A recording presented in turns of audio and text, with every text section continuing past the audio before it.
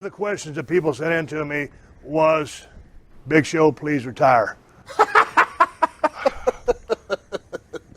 That's not the response I thought you were going to get mad about that. No. What do you think when you hear that? I think that is, most of the people that do that are in the arenas of people trying to have fun, be a part of the show.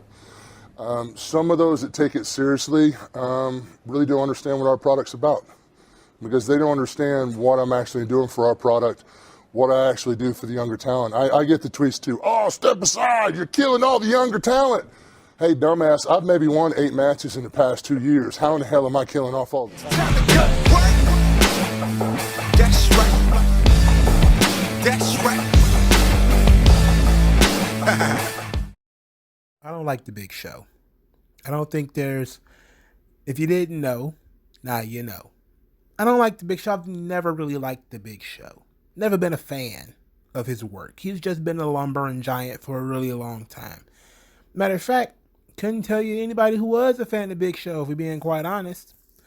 But after seeing, and I've staying away from this because it's typical shit, but I saw a transcript of something he said on Talk is Jericho, and I said, God damn, I had to go figure out. I just that little bit made me so interested. And I say to myself, Big Show is fucking delusional. He is delusional. So I went and looked up the transcript because I refused to waste an hour or whatever of my time listening to Big Show bitch about his 20-year career in WWE and how they all of a sudden started doing him wrong. But this was so weird. So here's one of the many things that I laughed at. Big Show said that the writing on the wall was about 5 years ago, when he was told by a high-ranking official at WWE, not Vince, that he would, quote, never main event at WrestleMania, never main event another pay-per-view, and would only be used to put over NXT talent because they need to think about the future of the business. He said that there was nothing he could do to change their minds at that point. 5 years ago. That sounds about right. When people were chanting, please retire, at your hefty fat ass, they were telling you to hang it up, to hang up the 22.5E boot. That was it. That was enough. They didn't want no more of you. What was that, 2016, 2015 maybe? 2015, he was part of that horrendous Royal Rumble match that got everybody booed. Everybody hates that match. And the Big Show was one of the last 3 people in it. It was horrible. It was one of the most horrible pieces of business ever perpetrated upon the American public. It was the shits. It was the shits. He recalls making a joke to Vince. So let me get this right, he says to Vince McMahon, CEO of WWE. When I smoked 2 packs of cigarettes and was 500 pounds, I was a world champion. Now I've got a 6-pack and I can't get a fucking match. You're 50 years old. Hey, do you remember? Just last year, around this time last year, around WrestleMania season, just last year, where they had that random Drew McIntyre Big Show match, and how the internet was absolutely about to have a conniption because they thought Big Show was going to win the title. The mere fear of Big Show about to win the title. People were so scared. I remember it. Close. I remember it vividly. I remember vividly how upset some of these people were. They were like, oh my God, Big Show main event at WrestleMania. This is what's wrong with WWE right now. Look at what they're doing. They had Drew McIntyre beat Brock, and then they had Big Show come out there, and they had Big Show main event at WrestleMania. I can't believe that in 2020. Now this asshole is complaining about that shit. Weird.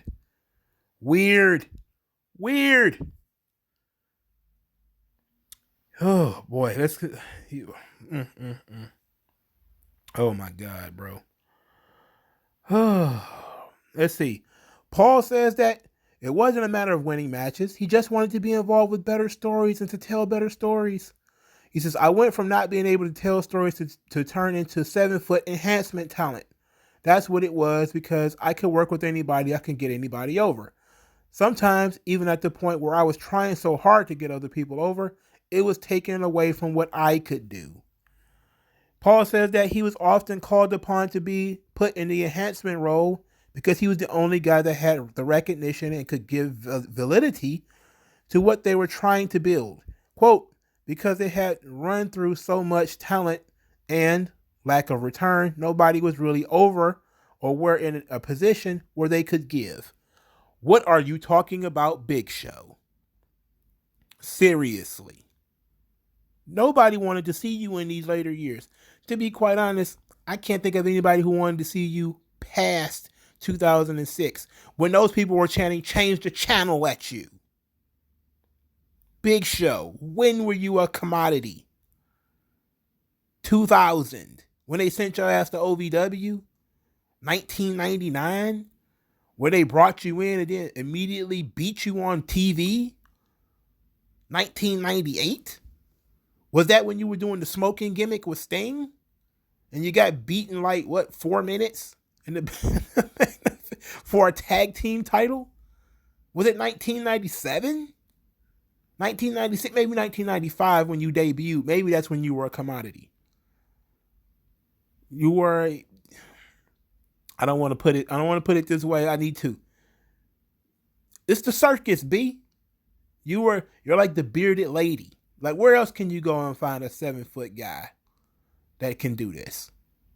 Where else can you find? They don't grow on trees. That's why you ended up in these positions, brother. Jericho brings up the fact that Paul should have been treated as a modern day Andre, a point that he has brought up multiple times. Paul interjects and says, but I wasn't theirs. I came from WCW. How weird. They signed you for 20 years. But always in the back of their mind, it was, you really came from WCW. Big Show. Paul. My friend. Come on. Get the fuck out of here. Get the fuck out of here. That is absolute nonsense. That is absolute nonsense. I'm disgusted.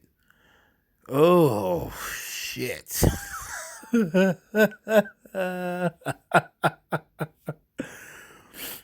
Oh my God.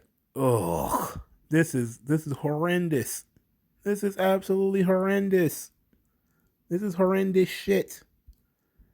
Big Show he's disturbed me. But if I wasn't disgusted enough, I'm just going to read the whole clip of this piece right here. Big Show says, I was going through contract negotiations during the last Raw Legends night. So when you're going through negotiations with them, they try to, for lack of a better term, make it more awkward. They make it difficult to a point. It's a psychology, it's all part of the game. So they wanted Randy Orton to pie face me into a chair, which basically pushed me in the face and knocked me down. And then I'm supposed to just sit there in the chair and take it.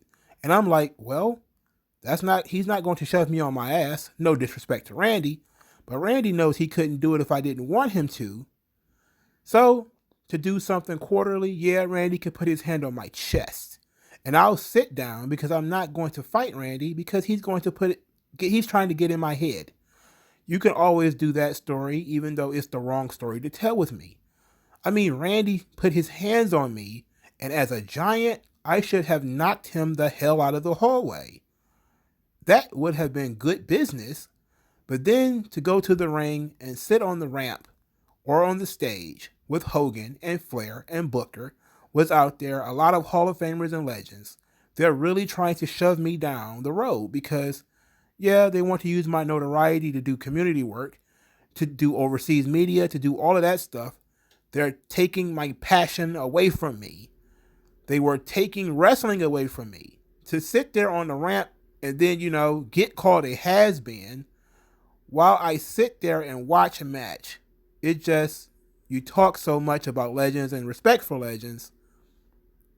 Oh, God, you talk so much. I'm cringing. Jesus. And respect for Hall of Famers, but like anytime a Hall of Famer is around, they get run into the ground.